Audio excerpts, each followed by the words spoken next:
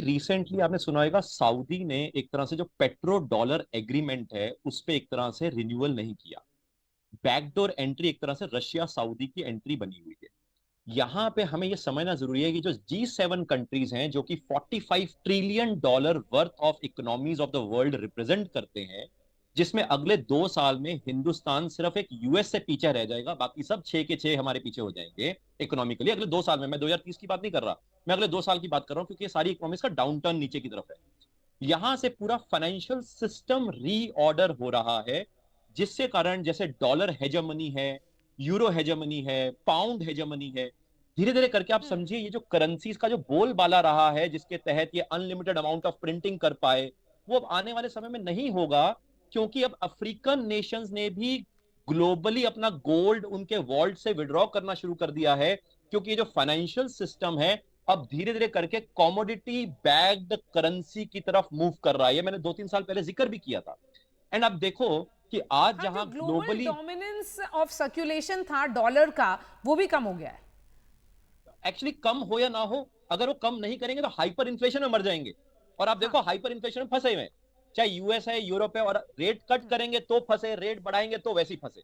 तो यहाँ पे जो ग्लोबल ऑर्डर जो दोबारा रीशिफ्ट हो रहा है, उसमें जो अफ्रीकन कंट्रीज हैं ये कॉमोडिटी रिच कंट्रीज हैं। और अफ्रीकन नेशंस को ना तो वेस्टर्न वर्ल्ड के ऊपर विश्वास है, ना चाइना के ऊपर विश्वास है। वहां पे उनको हिंदुस्तान के ऊपर विश्वास है।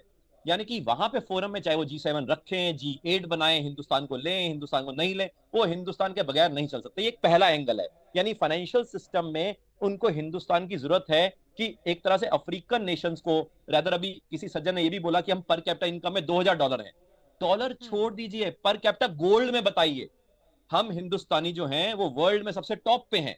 एंड रादर हमारे पास तो रिकॉर्ड फिगर कहती है 30,000 टन। मैं तो कह रहा हूं हमारे पास इतना टन सोना है जो छुपे छुपे घर गृहस्थी में है, जो पर कैपिटा गोल्ड, और रादर जो पर कैपिटा गोल्ड या पर कैपिटा कमोडिटी साइड पे जो ग्लोबल रीऑर्डर शिफ्ट हो रहा है, इसमें आप देखना आने वाले समय में वेस्टर्न वर्ल्ड की हेजेमनी टूट रही है। दूसरा एंगल मैं तो ये भी कहना चाहता हूं कि जिस तरीके से एक्सट्रीम राइट विंग अपॉइंट हो रहे हैं धीरे धीरे करे यूरोपियन यूनियन में, एंड हम समझते हैं कि वहां के religious leaders he ultimately calling the shot करते हैं, जिसको हम डीप स्टेट का नाम देते हैं।